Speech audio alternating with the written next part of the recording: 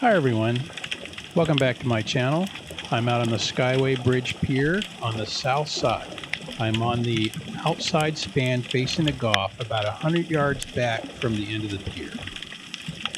If you enjoy these underwater videos and want to see more of them, not only on the Skyway Bridge Pier, but also down in the Keys and other locations throughout Florida, then go ahead and hit the subscribe button down below. Now in this video, the things to watch for are, of course, the thread fins that we're seeing here, and I really enjoy watching the thread fins actually. They're very graceful fish, and they're really interesting to watch, and they're also really good if you're a fisherman because everybody likes to eat them. And you will see them throughout along with several other types of fish, including snapper in this video.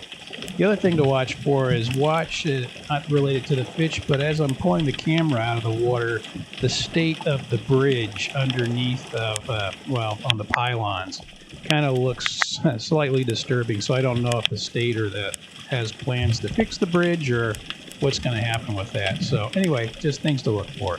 Enjoy the video. Thanks.